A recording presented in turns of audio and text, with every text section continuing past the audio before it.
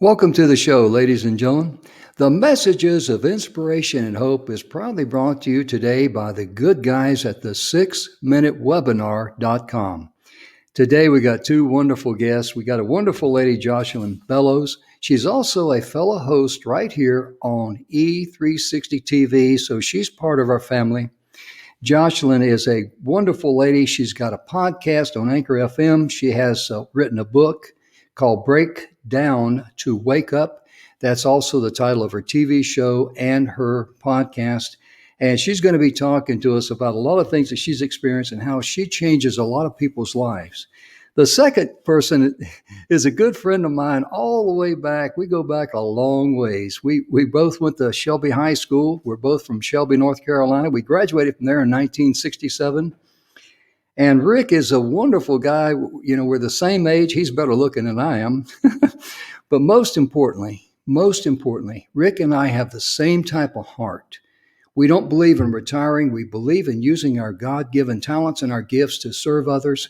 And Rick is going to be sharing a lot of information. He's known as Chaplain Rick. And I'm just so excited about having him on the show. It's really a privilege to have an old high school friend on the show. But ladies and gentlemen, before we get to be able to bring Jocelyn here onto the TV show, we got to have a little sponsor here. We'll be right back right after this brief message.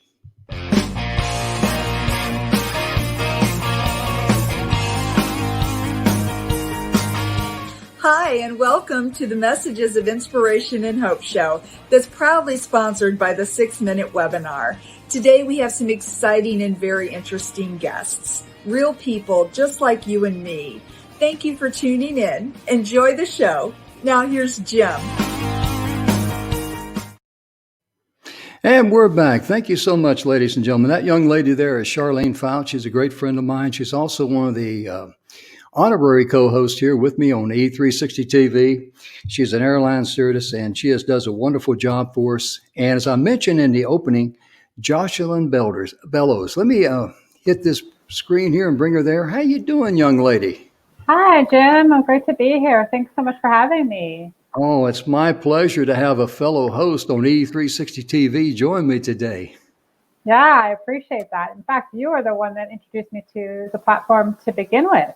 Yeah. So I'm really thankful for that introduction and the ability for me to take my message to a larger audience as well. So you bet, because you've got a powerful message. You really do. I appreciate that. Yeah. And we backed into this TV thing. Did you know that? We kind of did, didn't we? No, I did, because we started back during the pandemic. We got together with our executive training directors, Don McGrath and I. We own Speakers Pathway Coalition, and I'm also co-owner of the 6-Minute Webinar, or part owner of it, I should say. And we just wanted to see what we could do with our members, because we had a lot of members, and because everybody was running scared during this pandemic. People were worried. We had some people, just confined themselves to solitary confinement. Mm-hmm. And Bill Heinrich says, hey, we know a lot of speakers, because Don and I, we met down at Speaking Empire, and we know a lot of, high dollar speakers and all that. And he says, let's get on Zoom. Let's get on Facebook Live and just start doing some webinars and have messages of inspiration and hope. We did our first call within 24 hours. We had over 60 speakers respond. And then within a few days, we had well over 120. And to make a long story short, after going through the first round, the second round, the third round, we had over 300 speakers on there. But what really got me was that everybody just bit into it. Dr. Sony Jackson says, I can do this. And Preston says, I can do that. And Don said, well, I'll do this. And they're talking. And he says, hey, Jim. I said, what? You're going to be the host. Oh, okay. I can do that. And then, do you know Tamara Hunter? I don't know the name. I do know Dawn, but I don't know. Oh, yeah. Tamara Hunter, she's here on E360 TV. She's like a sister to me. I call her Tamara Sue. She called me one morning, a Saturday morning at 5 o'clock in the morning, because she knew I was up, because we'd been corresponding. And she says, you need to take your show to E360 TV. And that's when I say we backed into it. We really did. We didn't ring anybody's doorbell or send an email or anything like that. But that's how we wound up here. But most importantly, people they're tuning in today to hear about you and all the wonderful work that you do. So I'm just going to be kind enough to turn everything over to you and just say, would you be so kind as to share who you are and anything about your life that you'd like to? Please do. Yeah, absolutely. So my name is Jocelyn Bellows, and I am out of Denver, Colorado. I am a transplant from the East Coast. I grew up in Jersey, so I'm also a fellow East Coaster, though a little further up north than you guys. And I am a breakdown to wake up coach. And what the heck does that mean? Right? It can really mean what you believe it means for you. Really what it comes down to is I work with men and women to help break through the garbage and break through the BS, break through the garbage of what we've told ourselves about ourselves for years upon years upon years. And it's all the formation of who we believe we were meant to be based on the information that we received in the first 7 years of our life. And so it's a unique methodology of really going deeply into our subconscious and working with my clients to understand the root of the initial stories that told us that we were unworthy or unlovable, and not enough. Like those are the core things, and why we can't be loved. Right? We don't allow ourselves to be loved. So, and in fact, I do that through not only my coaching practice and now really moving into working with men and women to help them tell their stories, their new stories. So it's beyond just that of breaking through all the BS. It's actually taking it to the next step, allowing them to tell their stories either through on-stage work or through their writing. So that's my mission. My mission is purely focused on wanting people to really shine their own ways of being, and they learn that from going, really walking through your own darkness and really owning your shadow side of yourself and owning and loving all of you. You're absolutely correct. I love what you say there, because as you were talking, it kind of rang the bell to me. So many times we get caught up in our minds, and our minds is not a crystal ball. All it can do is bring up memories of the past. Like I say, that your mind's got a mirror in front of you, showing you everything in the rearview mirror from the pathway of your life. But the thing about it is that once you get out of the physical, getting out of the worry, am I going to have enough money to pay my bills? Am I going to, am I getting sick? How am I going to deal with this disease and all that? And you just say, okay, right now, I'm okay. I'm at the perfect place for me because I'm going to be okay. In the end, we win. Okay. And most importantly, if you come from the heart and you get into the abundance of giving, that's, as I explained our little story earlier, that's how we wound up here. That's how back then the radio, same thing. Yep. But so many people get caught up in the process of the physical. And really, when you think about it, the only thing we value in life sometimes is what we can buy with money.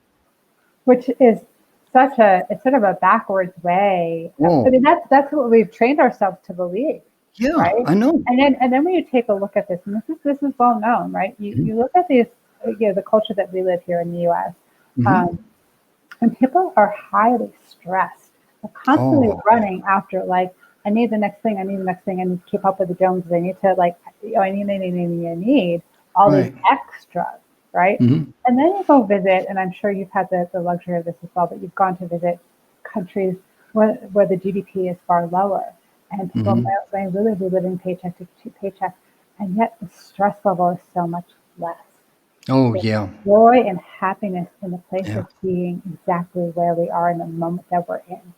And And really, it's, we're seeing this trend in the U.S. too, of this idea, this concept of minimalism, right? Yes. Marie Kondo came out a couple of years ago with, I can't remember, Spark Joy, about just tossing the stuff that doesn't bring you joy. And there's a real there's a real joy in that. Yeah. There's a joy in less, and that is, there's abundance in that. Oh, yeah. So yeah, I'm a proponent more of that than I am of the constant need to be busy, to have the overload and like the overload of extra. You're Right? exactly right.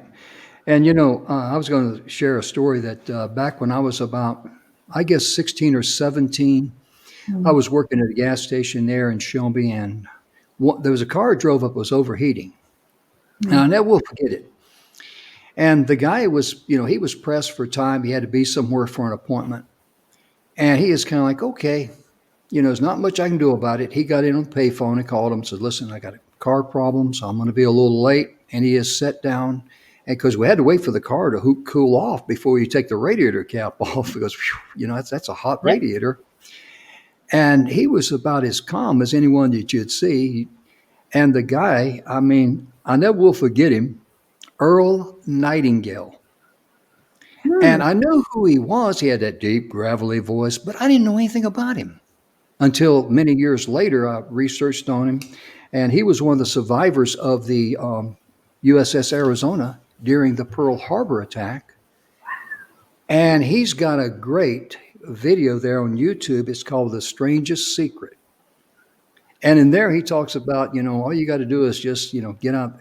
I'm going to paraphrase this, but basically get out of the physical, get into your heart, get into the abundance of love. And whatever you ask the universe, it's got to deliver. Yes. And I'm going like, well, I didn't know. I wish I'd have learned that, 29, 35, 49, 50, 69, 79 years ago. Me too. I kind of discovered that at I'm not 40. really 79, but I'm pushing it. It's really, what's interesting is that we probably had clues our entire life, right? And we just haven't, we were so busy running towards the narrative of what we were told of what life was meant to be. Like, you grow up, you get a job, you get married, you have a checklist. But nowhere are we actually teaching ourselves or being taught how to actually truly love and honor ourselves, creating the sacred space of who we are, and diving into loving that juicy core beauty of who we actually are, and knowing that we actually really always have been and always will be enough. And then when we relax into that, truly relax into that, and embody that beauty within, the universe is always delivering us such amazing opportunities. So I spent, so I'm 43. I spent my 30s in the organ and tissue donation industry before I got into coaching and became an author, podcast host, and TV host, and all the things that I'm currently up to. But I spent 10 years in that industry. And I was working very closely at the time with family members of loved ones who had just passed, so the potential donors, right? Yeah. And having conversation with them in the immediacy of losing a loved one, whether it was, whether they knew it or not, right? Whether they've been in chronic illness or it was an immediate, like a heart attack, and oh my gosh, they're picking up the pieces. It really didn't matter what transcended and how they arrived to that point. What consistently showed up, though, and this was a big lesson for me.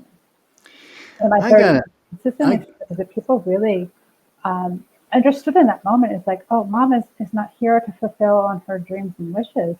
And now I'm going to start living differently. I'm going to show up differently. Like all the things that I thought were so important about chasing the money and chasing the career and chasing those destinations is like, oh, I'm going to live for fun. And when you started to, I had the good fortune of staying in contact with many of these families, and how some of these individuals really shifted to embodying fun, how their lives around them transformed because they were living from a place of abundance and peace within and enjoying the moment. And then by doing that, they weren't so focused on those external factors. Those external factors started to show up. New opportunities, new job opportunities, new love showed up, and newness showed up all the time. And that was a big piece that I took away. And I was very fortunate to take that away and learn that in my 30s. Still took me a little while longer to continue Yeah. to undo my own stories. But there have been clues along my life path for a long time. Sure. You know. As you were talking, it reminded me of my life. For many years, I had a manufacturing business, and I worked. I'd get up early and work late and work on the weekends, and I became, it becomes just, your lifestyle. You don't even think about it; you just do it.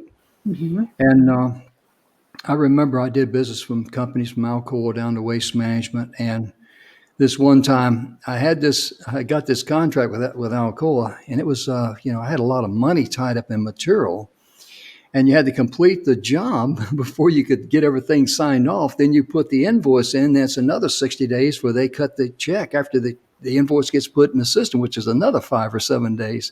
Mm-hmm. And they called me and they want me to do another job. I'm going, oh, geez, I don't even have the money for this. And I'm thinking here, and fortunately I didn't have to, but I was thinking, man, this is pretty bad. And you got to borrow money for a Fortune 500 company just to stay in business with them. That's pretty bad. I mean, that's about as bad as it gets. But I've got to ask you a question. What do you feel the most grateful for in life? And what makes me ask that question is because I am the happiest right now I've ever been in my life. That's why I don't want to retire. I'm 72 years of age. I'll retire the day before I die. And I tell my family and friends, if I get a chance, I'll call and let you know. If not, I'll catch you on the other side. Right.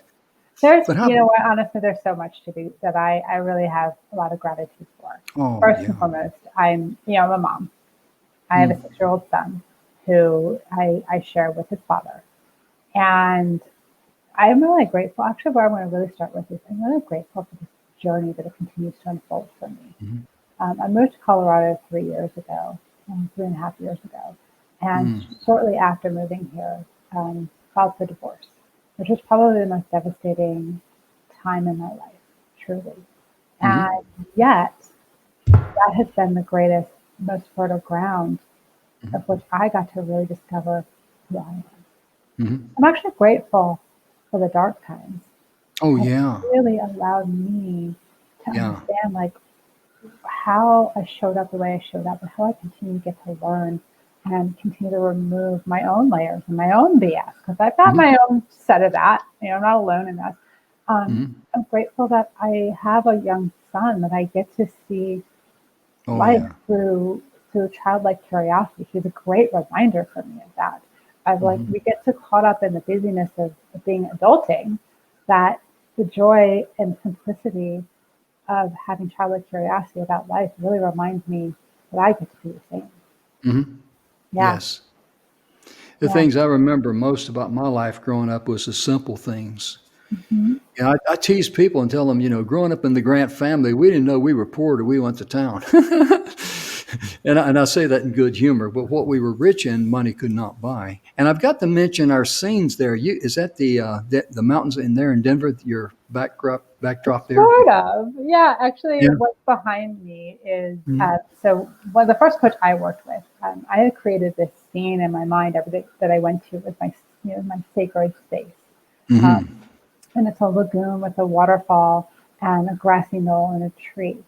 And that was a scene that I continually repetitively see in my visions when I was really working through a lot of my healing after my divorce. And it just over the summer, this past summer, I was in a conversation and someone encouraged me to kind of get back to painting murals. Mhm. And I was like, yeah, that sounds wonderful. I have this creative space that I can do this, and I have walls that I can do this in, Mhm. blank slate. And before I knew it, I was painting that scene of my own Mhm. sanctuary. And it wasn't Wow. intended. That was not like, oh, I have this grand plan of what the mural is going to look like. And that's just what showed up. And then Mhm. my son actually helped me paint part of it as well. Wow. It's So my therefore, sanctuary. it's very precious to you. Yes. I understand because one of the guys asked me, he says, "Hey, Jim, you want to change your scene and not use the mountains?" I says, "Nope." I said, "That's the Mule Mountains in Bisbee, Arizona. I still have a home out there, and that is where my daughter is buried in Bisbee. So it's, I'd rather have that, which reminds me of, where she is, where her remains are, I should say. And, it's, it's kind of like that old saying, sometimes where you stand depends on where you've been forced to sit, And I know how much value that means to you, and I just had to mention that. But I've got to ask something. Yeah. On your information you sent, you didn't tell me what it was, but you said I could ask you about your bucket list. Everybody has some interesting things on their bucket list, so I want to hear about your bucket list. Oh, goodness. Well, I don't know right now. Like my bucket list is, well, okay, there's going to definitely be some more traveling for sure. So Sure. once borders open up, I guess we can sort of travel internationally. Um, I definitely want to explore South America. I have not been to the continent yet. So there are a couple of destinations. I definitely want to get to Machu Picchu. I've been very fortunate through the rounds of Corona. I've literally connected with people around the world at this point between my Oh, yeah. podcast and my TV show and book. So I have a lot of friends around the world that I'd love to go visit in Australia, in Europe, in South Oh, yeah. America, and now the Middle East, of which was not really ever on my radar. So those are definitely big things. Still have more books to write. I know Goodness. that's probably the biggest driver right now. Honestly, I want to just continue to be content in my being and so grateful for every moment that I receive. Because I receive gifts all the time. And I'm not always really great about acknowledging them. Because that's a bucket list. That's a continual practice. Oh, yeah. That's what keeps you young, because when you have things you want to do that's exciting and things that, it makes life worth living, Mm-hmm. oh, goodness, that's where you need to be. Yeah. And I'm so glad, because by talking to you and getting to know you, because I remember the couple of weeks ago, or whatever it was, 3 weeks, you contacted me and says, "Hey, how you get your show out?" And the same thing happened to me in Australia. This lady called me, and she sent me a message. We weren't even friends, and she says, "I got to ask you a question. How are you getting your show all over the place?" I go, "I don't know. I just come in, turn the switch on, we go." Right. And what's interesting is, Jim, that with my show, what I had started with was it was sort of an anomaly, right? I led a book project at the end of 2020, of which it was like a download, right? It wasn't even like I had intended on writing a book. I met a person, and she's like, this is your book, and 3 months later, I had 16 authors, literally from around the world, on board. And Oh, and it happened so fast. And I just got out of the way and allowed spirit to lead it. And I started doing Facebook Lives with my authors, with the fellow authors. And I found such a joy in allowing them an opportunity to share their stories on a platform. And that's why the podcast began. And I said, you know what? I'm going to make this a weekly series on Facebook Live. And then, I don't know, days later, you and I connected and had this beautiful opportunity. And I was like, I wasn't seeking it out. It literally found me. And now what I love so much, and this is really like my mission, my mantra, is that I'm providing platforms for people to really share their stories. Because this is a belief I have, is that one day, each and every one of us will have an opportunity to share our story of how we overcame what we went through. And that will be someone else's survival guide. I tell people, Jocelyn, that everyone's special and everybody's got their own gifts, and it's their responsibility to use those God-given gifts to be a blessing to others. And when you do that, I mean, it's just amazing how the doors open for you. Things happen that you don't even ask for. Mm-hmm. But most importantly, bottom line is this: you're happy. Mm-hmm. I mean, this is, for me, even though I produce and host 6 live shows a week, 5 here on the TV station and 1 on TogiNet, the radio station. But, being the producer and host is a lot of work, yes, but when it's time for showtime, that's fun time for me. You Yeah. know what I mean? It's not work when you love it, right? That's how I Exactly. feel every single time. And it's really what it's been so much for me, the gift that I've received, is that I've really connected with so many incredible beings out there that are providing transformation for others as well. And that's like a lifeblood for me. That gets me going. If I'm like, oh my gosh, there are so many people out there who are conduits and allowing for platforms for transformation for others. Because the Yeah. more that someone else discovers their gift and is living into that, we as a community and as a society get to benefit from that. Oh, yeah. I've been very blessed because I've been able to associate myself with like-minded people that network together. Normally, you hear the word network, you think of, marketing or something like that. It has nothing to Yeah. do with marketing. But just like I got to give a shout out to Michelle Moraz. I called her up because I had a person that had their mother got sick and they had to, reschedule with me on the show. It was the night before. And I'm going like, okay. I says, well, I ain't too good at playing the banjo and singing, so I better find somebody. And I called up Michelle and I says, Michelle, I'm a little bit in a bind. She said, what do you need? And I says, I need a guest tomorrow. She says, what time? And I told her. And she says, I'll do it under one condition. I said, what's that? She says, I want you to be on my show in the Philippines. I said, I can do that. She Wow. says, it'll be about 9 o'clock at night. Okay, I'm still awake at 9 o'clock at night. But see, that's what I mean about associating yourself with like-minded people Mhm. who are going, they want to help you as much as help themselves, because when we help each other, we water each other. I mean, it's just, there's no limit. There's just no limit. Yeah. And you'll be in this situation too, and I'm sure you already have, where people want to, their only focus is on buttering their own bread. I'll put it like that. Mhm. And I feel sorry for them because they really cheat themselves out of the true riches of life if they don't know how to love and give, because that's the abundance of the universe right there. It's the being the conduit rather than the container, right? Being the conduit I to like that. allowing giving and receiving. So it's a continuous flow. And we sort of, you touched on this earlier, so I'm going to kind of guess here that you may have a little woo woo in you, a little spirituality.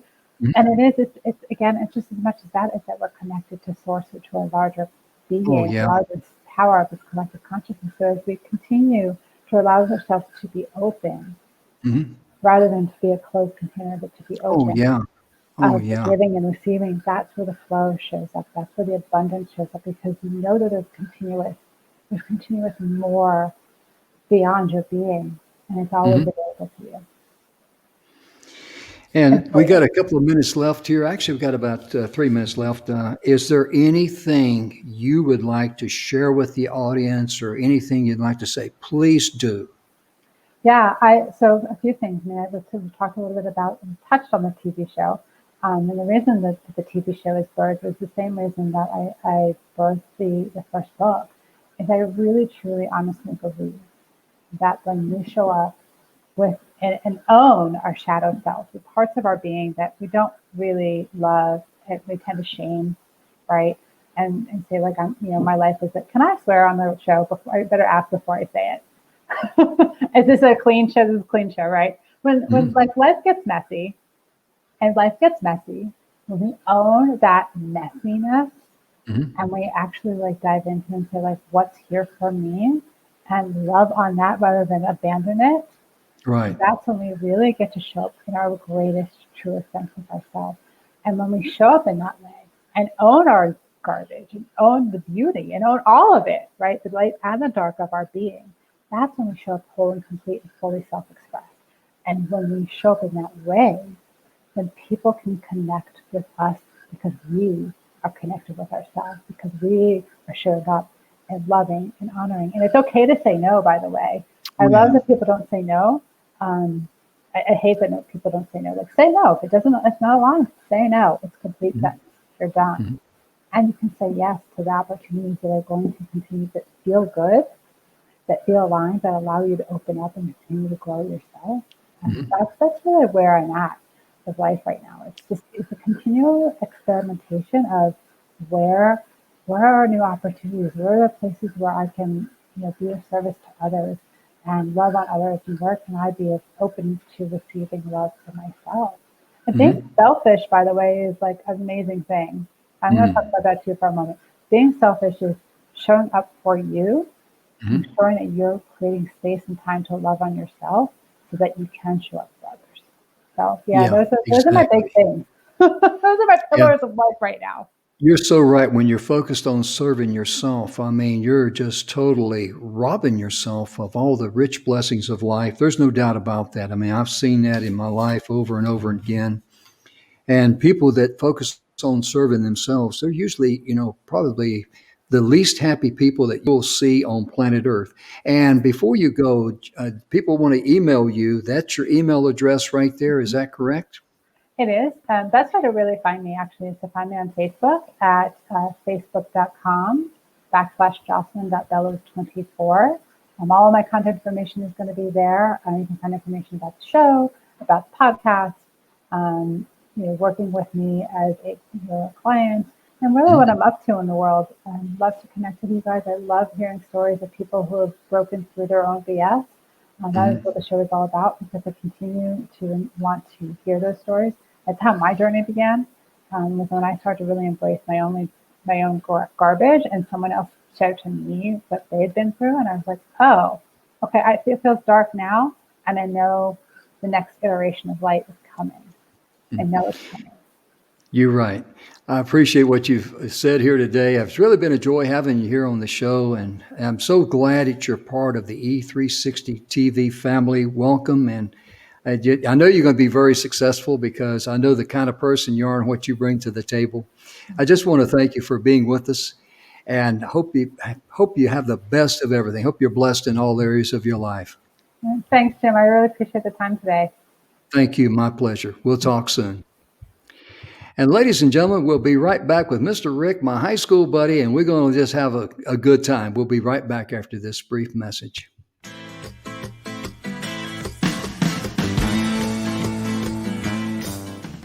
Hi, I'm Angel Marie Monticelli with Angel Marie Shines.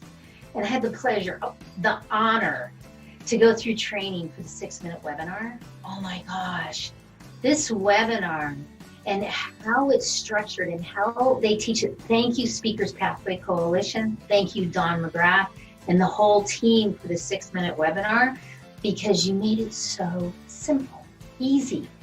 And the way you lined it out with the outline, I can reproduce it. And I'm already getting the engagement. I'm getting people that are coming back that are saying, oh, I love this webinar that's so short, so to the point.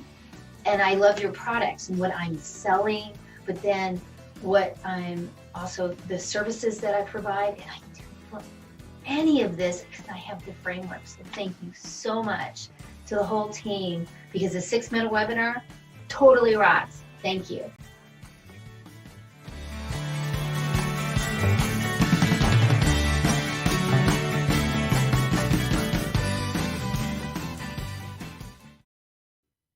And welcome back to the show, ladies and gentlemen. It is my pleasure to welcome Mr. Rick Huffstetler. He's fondly known as Chaplain Rick, and as well as Huff. And hello, sir. How you doing today? Fine. How you doing, Jim? I'm doing good. I'm so glad to have you here. My man. We go back a month or two, don't we? A little bit. Yeah, it's actually a lot longer than I care to remember, but yeah, a little ways. Isn't it funny how our classmates have aged and we hadn't changed a bit, have we? I know it. I tell you, it's amazing, isn't it? Well, I tell you right now, our classmates we've lost a few along the way, like a lot of all classes do. But, we were. I was telling people, someone the other day about growing up in Shelby. It was a small town. I says, we didn't have any real problems growing up. We really didn't. No. And things were very simple back then. And, I just, I was very fortunate to be raised there and, brought up there. And I think about some of the teachers we had in high school, and Yeah. it's really amazing how some of the things that either they said or did, or little things you remember down the pathway of life that really, just stuck with you. And that's how important it is to be able to be positive with people and to share love and blessings. And I'm going to let you introduce yourself to the audience out there. I mean, I know you pretty well, Okay. I should say. And just the microphone, the camera, the audience, it's yours, my man. That's dangerous. Actually, I was born and raised in Shelby, a little community called Dover Mill Village, Mhm. and where we had one elementary school, we had one church, and everybody went to it. Mhm. We all went to Shelby High, or most of us. Some of them went to what they called number 3 and Pokeville and different schools, but we most went to Shelby and played football and made some great friends there. And you were talking about influence. I guess Coach Allen was the biggest influence in my life. As far as a Mhm. teacher, he Mhm. was one of the first adults who actually believed in me and had faith in me, and so that was very important. And made friends on the team that we remain friends to this day. Oh, yeah. Some of them have been extremely successful, not just in football, even though one of them has been extremely successful in football. He just retired from the NFL as one of the premier defensive line coaches, James Washburn. James Washburn. But we've had others that went on to successful careers in medicine and in business and in the military. One retired from the National Guard as a full bird colonel. So Mhm. we've had a lot of successful people come off that football team, and I'm thinking that one of the reasons was the lessons that you learn in sports. Mm. I think that's very important. So. Um, Came out of Shelby High. I was supposed to play football at Garden Webb, and really didn't have the money. My father died when I was 13, and my mom, we just didn't have the money. I remember filling out a form for to get a grant, and it said, "What will your parents contribute to your college education?" And I wrote down moral support. So that, Mhm. that was about all they had to offer. But Sure. I was working 3 jobs and going to Garden Webb, and after 3 semesters, I decided I was going to take a semester off and work. And then 30 years later, I got my degree. So, but along the way, met and married the most wonderful woman, and we've been married 46 years. And she's probably the biggest influence in my life, Wanda. Mm. And she's my partner, but she's my conscience as well. So. Mhm. Have a beautiful daughter, and Mhm. she married a wonderful man. They live out in California, and we have 2 beautiful grandchildren. Mm. Um, but from a career standpoint, started out in textiles and management. The bottom fell out of that, and I went into sales and had a career in sales. But along about 2010, 2009, I started feeling I was called to something else. Mm. Just wasn't what I needed to be doing. And I so understand. went to work for the Billy Graham Evangelistic Association with the radio station in Black Mountain, 106.9 The Light, Mhm. which is a station that Billy Graham started. Mhm. And and you when you started in something like that, I was praying that um, for protection and because you're putting yourself out there anytime that you're working in ministry. Yes. You're subject to attack, and you really are. Mhm. And I thought I had it figured out, and what happened to me was uh, some health reasons, um, and um, and so after about 2 years, I couldn't physically do it at the time, and wound up. Make a long story short, like you say, 3 surgeries at Duke University and Duke Hospital, and I have a spinal cord implanted spinal cord stimulator in my back, and so I was flat on my back, literally. And I said, I was God, what is this all about? I thought, this, you wanted me to serve, and now you hit me in the face with a 2x4 and jerk it out from under me, and that's kind of the way I felt. So. Sure. But actually, it turned out to be the best thing to happen, as things Mhm. usually do in situations like that. I got my master's degree from Liberty University. I have a master's from the Theological Seminary. Mm. I got my undergraduate in 2002. I didn't mention that, but I got that in 2002, and then I got my master's, and I was trying to figure out, and praying about, okay, what do you want to do with this? And chaplain work just really appealed to me. And I didn't know a lot about it. I'll be honest with you, I didn't know a lot about it, but I started to learn. And I went to I got my basic training in chaplain work in Houston, Texas, in fact, with the International Fellowship of Chaplains, and I became a member. And I am now an ordained senior chaplain through the IFOC. And the IFOC is training chaplains worldwide. It's a wonderful organization. We've even trained chaplains in Vietnam, in Oh, places yeah. you wouldn't think, that you would do that. And Mhm. so, and I'm looking at, and I became good friends, and I'm an applying member. I have my application for the MRO, Motor Racing Outreach, which Okay. they they serve the racing community. It's not just NASCAR; it's all of racing, which Mhm. combines two of my favorite things: ministry and anything with an engine. So that's a great thing for me, Mhm. So Mhm. anyway, I was trying to decide, okay, what kind of chaplain work did I want to do? Because Uh-huh. there's all kinds. There's military, there's fire, Mhm. there's police, there's first Mhm. responders. But I had a heart for business. I had a heart for industry. Uh, Mhm. I was reading one of the things that influenced me was I was reading a report that 50% of the workforce in this country, that if they have an emergency, if they have something that disrupts their life, they have nobody to call. They Wow. don't have a pastor. They don't have a spiritual person that they can call for support. So, Because nowadays, especially with all of the negative things going sure. on, people are out there and they're looking for light. They're looking for something positive to hang on to. Right. And I tell people, I don't even watch the news.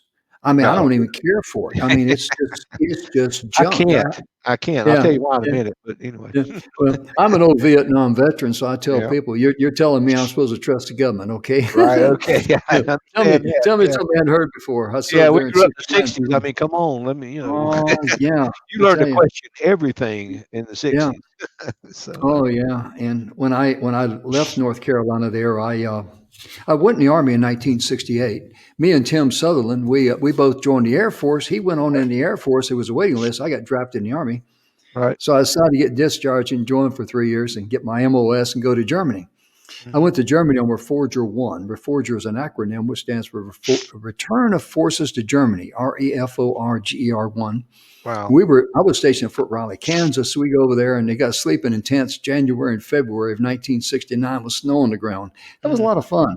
Then I come back and I Yeah. came down to levy for Nam. So I went into the S1, the personnel section. I says, listen, I joined the Army for 3 years to get a school and go to Germany. And this guy said, yeah, you got your school. You went to Germany. Now you're Yeah. going to Nam. So have a nice day, son. Bye.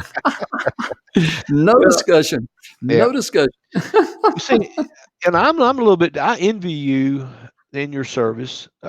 When I was called down, I was called down twice for the draft, Mm, and I also tried to join the Air Force, and I tried to join the Navy, and I tried to join the Army. I didn't try the Air Force. Maybe I should have, but I got turned down by the draft twice, and I got turned down by both recruiters because of some health issues. And I was classified 1Y, and and and that was devastating to me because I felt like that was an avenue that I could get my college, mhm. which is what I really wanted. I didn't care that much about having a military career. I wanted to go to college, and I felt like that would be the best way to do it.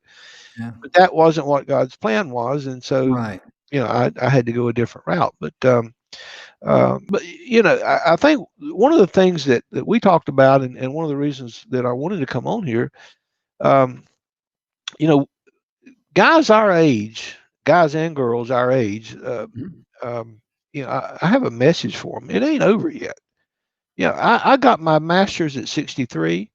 I got I was ordained as a chaplain at 64. I started my business at 65. Workplace chaplain services is exactly what it sounds like. I minister to the workplace. I Mm, um, I am contracted by business or industry, and if you're a CEO or if if you own a business out there, or understand this, your people are going through some hard times, mhm. and half of your workforce has nobody to talk to. Mhm. And what the chaplain does is he provides that link, that he fills that gap. It's a ministry of presence, is what I like to say. Yeah. We're there. We're there on the ground, boots on the ground kind of thing. And we're talking to employees, and when something is wrong at home, whether it be marriage or children, or going through a divorce, or going through bankruptcy, whatever it is, they're going to bring that to work. I can't help it. Oh, I yeah. can't help it. Oh, So yeah.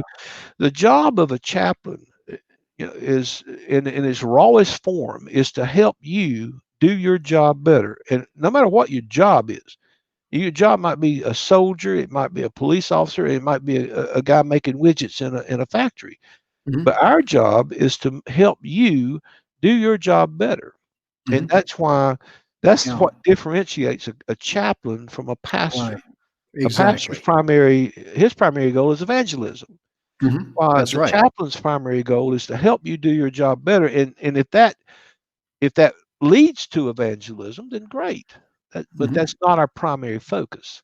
Um, Sure. and we're there to encourage, we're not counselors, but we're there to encourage and to pray with people if that's what they need. Mhm. And so it's not a new thing. I didn't invent the wheel. In fact, a lot of marketplace chaplains, a lot of major corporations Oh, yeah. have chaplains, and people don't Mhm. realize it. They really don't. But you can't name a major corporation that doesn't have a Yeah. chaplain company, or a chaplain program. I remember in Vietnam, we had, that's the first time I'd ever, been around chaplains. Hmm. And they were, like you say, they weren't there to preach the gospel. They were there to, help you in the areas you needed help, Right, counseling right, and things like that. right. And I like. Mhm. but it's a wonderful position that you're in because and like Rick says, guys and gals in our age, if you're sitting on the couch watching your toenails grow, what are you doing? What are you? It's too I much live work on. to do. Oh gosh, I live on 8.5 acres here in Texas, and I've got a tractor and a mower and all that, and I've cut grass over the years. But the last couple of about 3 years now, I hire someone else to cut the grass, I do too. and it's not that I can't do it. It's just that I tip my hat to people that love gardening. I tip my hat to people that have green thumbs. I tip my hat to people that do different things that enjoy doing things around their house. It's healthy, it's all that. But that's not who I am. Hmm. I want to, be around like-minded people. I want to be able to. I've spoken on many stages. I'm a professionally trained speaker. I was a certified instructor in the United States Army for 12 Right. years. I'm a lifetime member of the 95th Training Division, and that's where I want to be because when I retired from the military, what really hit me when I got that paper, I retired April the 15th of 2003. This envelope came in a few weeks later, had two things in it. One was a document of my official retirement. Hmm. I tell people I got a government document that says I'm officially retired. But the other one was the certificate for the 95th that I was a lifetime member and all. And it hit me. I thought, wow, my military family, now I'm just a memory there. Right. Where at one time I was retired, I was a master sergeant, Right. course manager, and all those good things. But now, I'm too old. And I remember, thinking that, geez, this getting old is a new experience for me because I've been young all my life. But what I Mhm. really missed was the family environment Right. of working with brothers and sisters. And this is what we've created here with the network of people that I'm associated with. And that's what keeps you young. Hmm. That's what It is. keeps you going It is. because you're dealing in giving, and when you're giving from the heart and you're caring about helping other people, that's when you're living. Right. And I got a good friend here in Brenham. He's just retired, and he just does little things. And his big thing during the week is going to the senior citizen center. And he asked me, he says, "You ought to come on over and join us all the time." I said, "No offense. I mean, I'm not saying I'm not that age group. I'm just saying that's not me." Right. You know, and Right. it's not because I got I got some things that I do, I enjoy because, like I say, getting on the TV show and all that and having fun. This is fun for me, Hmm. and the radio show it really is because you're giving. Well, it's just like my wife is in healthcare, and Mm, she left the Joint Commission back at the first of the year last year when the pandemic hit, and the traveling just got to be too much. And but she works from home 3 days a uh-huh, week, and she audits. Says, audits pre-billing for the largest hospital in North Carolina, and uh, and because her talents and her knowledge of that industry is so unique that she just feels like she really needs to contribute, and what she contributes in. I mean, she has a degree in her focus has always been gerontology and working with the elderly through home health, and so that's what she's doing now. She's working with home health agencies, and mm, so she feels like that her talents and her knowledge, and the hospital does too, obviously, are so unique, and so vast, really. I mean, she's written textbooks and all this kind of stuff. But so it's she's not. I mean, she wants to not work all the time, obviously, but she still feels like she can contribute, and so. mm, Um, and you were talking about keeping your head on straight, and what I was going to tell you was I just started a part-time job back in mm. the 1st of December with the Billy Graham Evangelistic Association. I man the prayer line, the national prayer line. Good I'm a deal. prayer line associate, a PLA, and I work mainly from midnight to 4 a.m. I don't sleep anyway, so people don't like working those hours. So I work midnight to 4 a.m. 3 or 4 days a week, but you work a 4-hour shift. That's all. That's Right. all you can take at one time, really. But the calls come in on a rotation, and uh, I got to tell you, somebody calls a prayer line between midnight and 4 a.m. They're not having a good night. I tell Oh, you right now. you better believe it. Yeah, so I've got to my attitude has to be good, and I had to find I had to unplug from Facebook and all this stuff. I just had to unplug because it was just really affecting me, and my attitude, and you can't help somebody if your head's not screwed on right, and when somebody's Oh, calling yeah. in and they're crying and they're boohooing and all this, and you've got to stay calm, and you've got to stay focused, and if you're going to be of any help at all. And so Yeah. that's something that I started doing because actually my wife told me about the opportunity, and the more I looked into it, the more I felt like, well, that's something that really I feel like I could do. And Oh, yeah. so far it's working out great. That's interesting because if someone's listening out there and they'd like to get involved in something like what you're doing there, either with the Billy Graham or whoever, Right. I mean, how would they go about doing that? Well, with the Billy Graham, you go on their website, the Billy Graham Evangelistic Association, and of Hmm. course they're based here in North Carolina, where I am. Um, and you go on under careers, and you have to start there. Everybody has to start there. There's a form that you fill out online, and you send that in, and then if they have an interest, of course they contact you, and they are looking for prayer line associates in Hmm. different parts of the country, and they've got some other opportunities also in other parts of the country. But right now we have about 200 PLAs in all over the United States, Hmm. and it takes that to man a prayer line 24/7, Oh, yeah. 365. So, but as far as a chaplain, the IFOC is a great organization. There's other organizations out there, but Hmm. they're the one that I chose, that I felt like they were the best. They're out of Temple, Texas, and that's where they're based. But the Hmm. IFOC is they're a training organization. You can get your basic training through them. You don't have to have a degree to be a chaplain. It helps, but uh, chaplain work is unique because I mean, it is the ultimate of sacrifice. It Hmm. really is. Um, Hmm. and I think you probably saw that in Vietnam with the Oh, yeah. with the chaplains there, and Oh, yeah. there is a great song. People don't realize it, but there's actually a song that was made back in the '60s about chaplains, and it was by the Animals. Remember the Animals, House of the Rising Sun? Yeah, It yeah. was Oh, called yeah. Sky Pilot. Sky Pilot. Sky Yes. Yeah, I Pilot. did not know that. That I was didn't. about I remember the chaplains. song. Yeah, Of but course, if you listen to it, our most famous songs. We got to get out of this place. The last thing right, we ever do. right, yeah. But But the Sky Pilot is actually about chaplains and the I'll be sacrifice. doggone. I want to go back a little. Excuse me. I want to go back just a little bit there. Okay, If someone is wanting to be a part of the prayer line and all that, with yeah. the virtual stage and technology today, they can do that right with a computer, right at their Sure. home. You Is have that to have a correct? smartphone and a computer, and it's all done through an app. That you Hmm. download an app onto your smartphone, Avaya, and it all the prayer line calls comes through that. So somebody in Texas, for example, they're not going to see your number or anything about Right. you. It's Right. all through the prayer line, and then you have programs on your computer uh, that they communicate with you through that. Wow. Yeah, everything is done from home.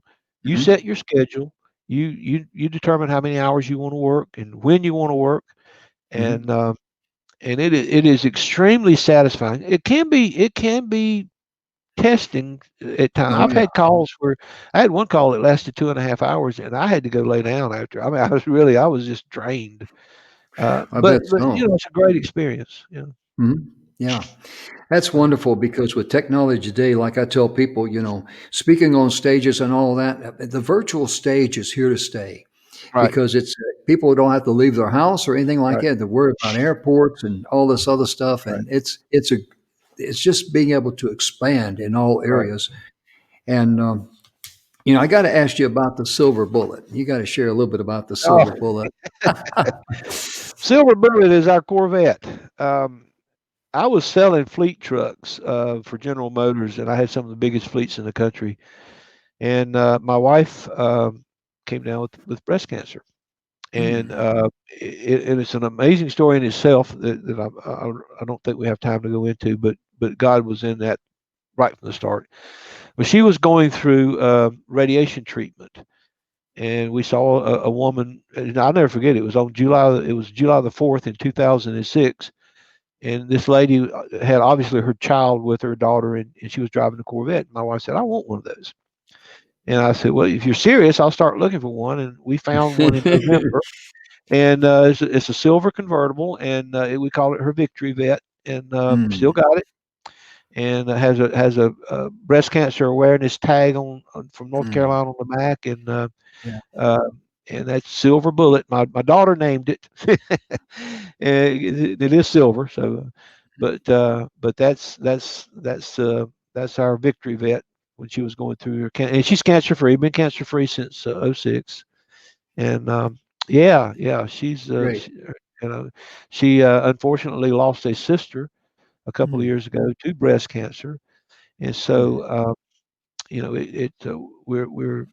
mm. we're big advocates on breast cancer research Oh, yes. because of that.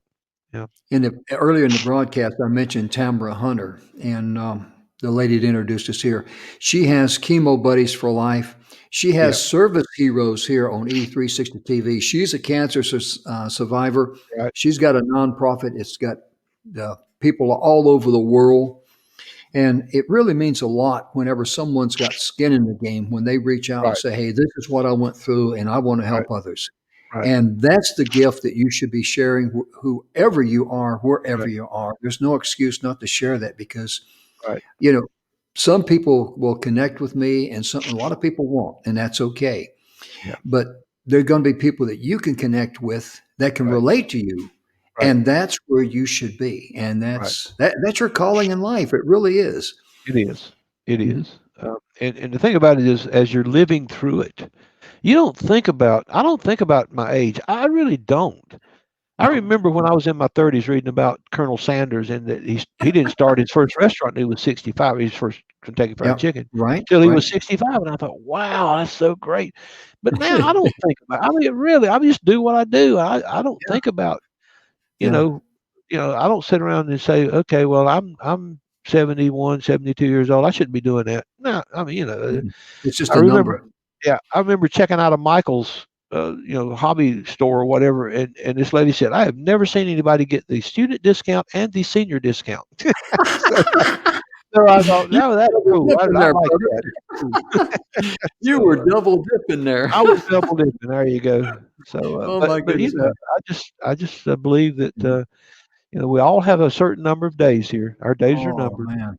and God knows the Yeah, last day and the last breath we're going to take, and so that's right. we got to make it count while we're here. Life is for the living, and when you're giving, that's when you're living. Yep, It's yep, so true. yep, And yep. Rick, there's so much more I'd like to share with you. We'll get you back again on another show a little later. I'd love And to. I don't know there's that I have anything to offer, but I'll try. well, your dynamic charm and personality Yeah, is good right. enough, brother. Yeah, But yeah. I keep our telling time is people I our look like time is Sean Connery. Yes. yeah. Our time is gone, ladies and gentlemen. We want to thank you so much for tuning in. Rick, thank you very Thank much, brother. you. Thank you Appreciate so it. much, and Oh, thank you for my the work you pleasure. do. My pleasure. Thank you. We'll see you tomorrow. Have a great day, and thanks for tuning in. We'll see you later. Bye-bye.